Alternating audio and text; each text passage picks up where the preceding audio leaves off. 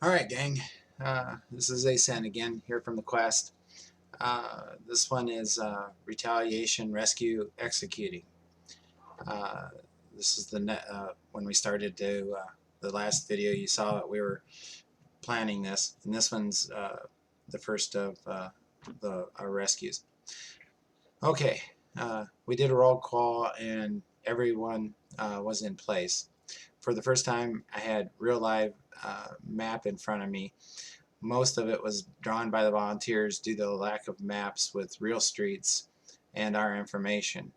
To keep track of everyone, I had to have immediate access to where and what the team is talking about and what I could do at the time. Uh, this is the one time I could not keep up watching visually due to the mass area and number of rescues. So this would be interesting and a learning experience for all of us for the future. And this is so massive, it's really hard to describe it to you. I'll break it down with less specifics, and if any of you have questions of any of the previous rescues, you'll be able to fill in the blanks for the most part. Now, mind you, we will need many of the volunteers to assist the front line without team members. So to fill, they were to fill the voids because we were doing so much so fast and in so many places. There was 7 routes in and out of the city where transports of the kids would take place. The majority of the kids taken from Vietnam due to the lightness of their skin, they're the most popular for the child sex slaves. So a lot of it comes from Vietnam. So this was one of our main targets, yet all the other targets were also covered. These routes would have the most moving roadblocks. That is like a cop looking for a stolen car, and if they see what looks like it would be kidnapped girls, they would be stopped and investigated. We also have to hold the transporter till we were finished and liberate what they were driving. Simultaneously, there would be teams searching these roads and known routes where new kids would be transported to brothels or warehouses or holding buildings. These teams would be in contact with the moving roadblock teams to advise any actions coming or going. The captures would result in the same as moving roadblocks. We also had teams that would collect the trafficked girls and take them to safe houses spread through the city. Social workers would confirm that they were being trafficked and get the details along with coordinating with their next holding location, where the next holding location would be. Unlike normal, the aftercare would take a little longer this time, and we had to be absolutely sure of who each child is and how their case would be handled.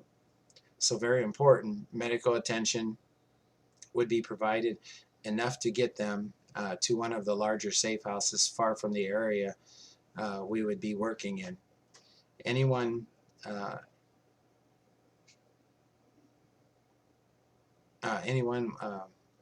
want to buy some third world transports? We collected a few along this. These actions had to be swift and without mercy because sooner or later other gang members or tattletales would advise the main house we were active. So we would move the teams constantly outward away from the city. These would allow us to shut the movement down for the time we planned to be there. There would be strangling. We would be strangling their money train, in other words. So in other words, we're capturing all the kids coming and going, being moved in and out, and so forth. And that's a big deal to these brothels because they always need what they call new product. I at times would listen to the chatter, and it was so efficient. I felt like a proud general. Uh, you know, we always knew we could do this type of rescue and that it would be endless.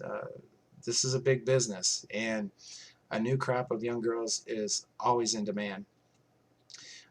We did just we just did not have enough money or staff to execute this type of op, only as it hit and only a hit and miss, uh, because we also have to have funds in order to get things where they need to be and to be able to take care of the kids. When we do a rescue, we make sure that we have everything that's necessary to get us there. So, you know, we're not going to do a rescue if we can't transport them, if we don't have a location, and we don't, you know, have supplies, medical supplies, or things like this. So that's why we have to just do it as we could. So uh, so while all this was going on, so there on so was the other facets of the rescues. So I only picked up bits and pieces as it was underway. What I did know at the time was several captures had been achieved, and most were somewhat healthy and had not been to the torture rooms yet. Uh, if you have read any of the previous rescues, you'll know what I'm talking about. Many, so many rescued. I will give numbers and stats when this is all over. And again, you can check it out on Facebook or YouTube or uh, Twitter. So anyways, out till the next time.